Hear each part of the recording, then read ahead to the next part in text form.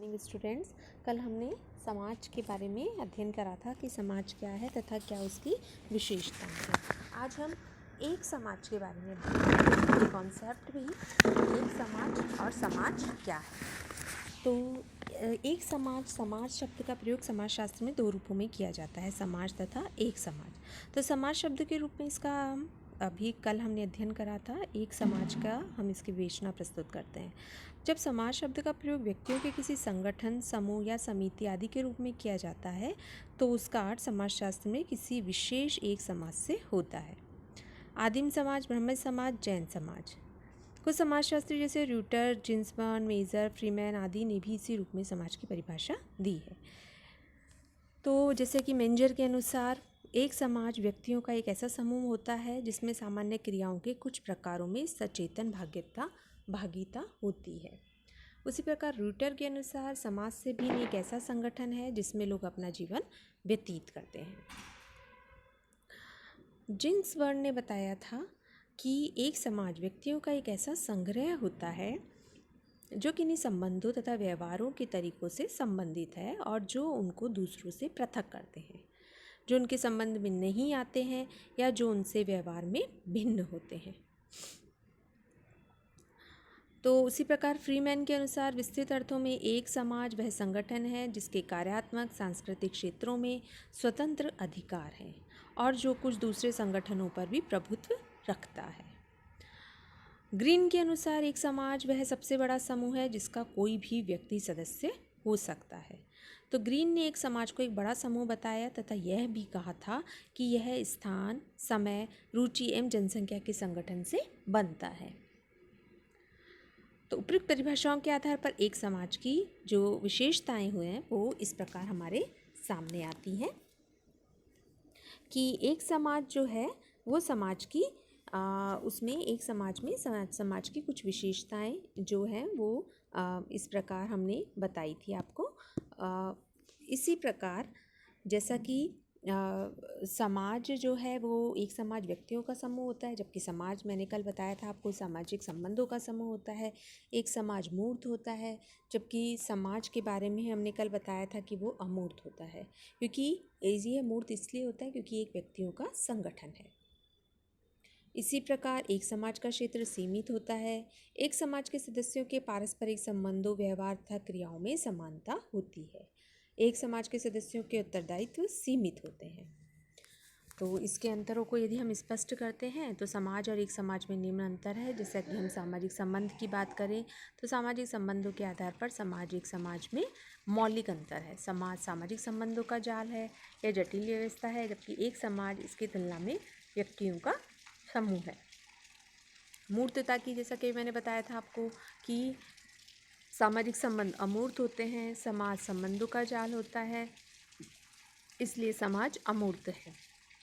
उसे मूर्त या अमूर्त मतलब उसे देखा नहीं जा सकता है। एक समाज व्यक्तियों का समूह होता है, यह एक संगठन है, इसे देखा जा सकता है, व्यक्ति इसके सदस्य होते हैं, इसलिए एक समाज की प्रकृति मूर्त है। जटिलता, मैकाइवर पेज की परिभाषा में समाज विशेष जटिलता पाई जाती है। समाज जटिल सामाजिक संबंधों की व्यवस्था होती है। उसी प्रकार से एक समाज के अंतर्गत की जो परिभाषा है, यानी उसकी तुलना में जो एक समाज है वो सरल व्यवस्था है, जबकि समाज एक जटिल व्यवस्था कहा गया है। एक समाज भौगोलिक क्षेत्र की यदि हम बात करें तो समाज विस्तृत क्षेत्र में फैला हुआ होता है एक समाज, ठीक है। और अगर ये समाज जो है एक समाज ये एक निश्चित क्षेत्र में फैला हुआ है। कभी कभी एक समाज होता है इसके अनुसार अन्य क्षेत्र के सदस्य उसके सदस्य नहीं बन सकते हैं। इसी प्रकार उत्तरदायित्व की बात करते हैं तो समाज का क्षेत्र विस्तृत होने के कारण व्यक्तियों के उत्तरदायित्व भी असीमित होते हैं। एक समाज के व्यक्ति सदस्य होते हैं, इसलिए उनका एक समाज के प्रति निश्चित तथा सीमित लेकिन स्पष्ट उत्तरदायित्व होता है। समरूपता, समाज विभिन्न व्यक्तियों के व्यवहारों से बनता है, इसलिए समाज में व्यवहार तथा मनोवृत्तियों में भी बहुत अधिक भिन्नता होती है। इसकी तुलना में एक समाज का क्षेत्र, सदस्यता, उत्तरदायित्व आदि सीमित होने के कारण इसकी व्यवस्थाएं तथा मनोवृत्ति में भी काफ़ी समानता होती है। समाज की तुलना में एक समाज में सफलता अधिक होती है। तो समाजशास्त्र में एक समाज की अवधारणा का विशेष अध्ययन नहीं किया जाता है। समाजशास्त्र समाज का अध्ययन, अवलोकन, विश्लेषण एवं सामान्यीकरण करता है। किसी विशेष समाज या एक समाज का उस प्रकार से अध्ययन नहीं करता है।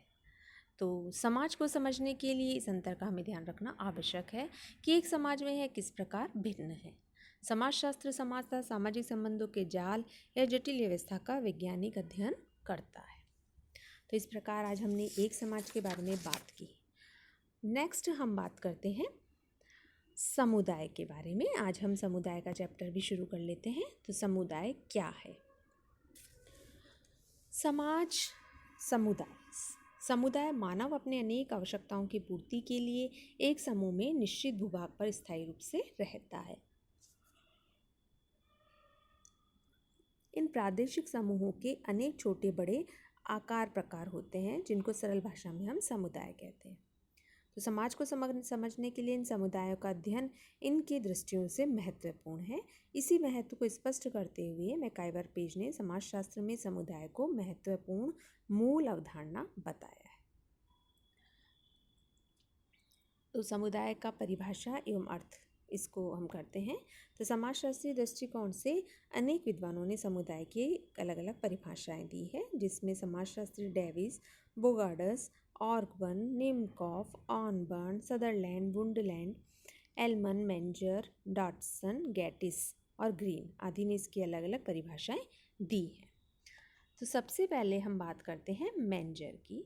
तो मेंजर ने बताया था वह समाज जो एक निश्चित भूभाग पर रहता है वह होता है समुदाय।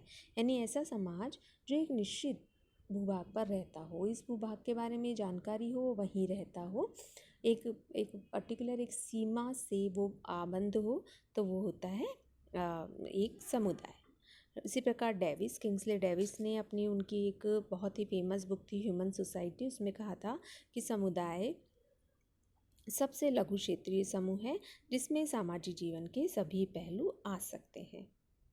इसी प्रकार बोगार्डस ने बताया था कि समुदाय कुछ अंशों में हम की भावना वाला सामाजिक समूह है और वह एक निश्चित क्षेत्र में रहता है। इसी प्रकार ऑर्गन व निमकॉफ ने बताया था कि समुदाय एक सीमित क्षेत्र में सामाजिक जीवन के पूर्ण संगठन को कहते हैं। यानी इसमें अगेन वही बात आ गई कि एक निश्चित सीमा क्षेत्र वाला समूह हो जिसमें सामाजिक जीवन की संपूर्ण विशेषताएं पाई जाती हैं, वो होता है समुदाय। इसी प्रकार ग्रीन ने भी बताया था, ग्रीन ने अपनी पुस्तक सोशियोलॉजी में बताया था कि एक समुदाय लोगों का समूह है जो संकीर्ण प्रादेशिक परिधि में रहते हैं, जो सामान्य जीवन के तरीके में हिस्सा लेते हैं। इन्हें संक्षिप्त में समुदाय कहा है। एक समुदाय एक स्थानीय प्रादेशिक समूह होता है। जिंग्सबर्न ने बताया था कि समुदाय को संपूर्ण जनसंख्या के रूप में वर्णित किया जा सकता है जो एक निश्चित भूभाग में रहता है और जो जीवन की अंतःक्रियाओं के सामान्य नियमों की व्यवस्था से बंधा हुआ हो। तो इस प्रकार आज हमने समुदाय के बारे में अध्ययन करा। कल हम इसकी विशेषताओं और तत्वों के बारे में अध्ययन करेंगे। धन्यवाद।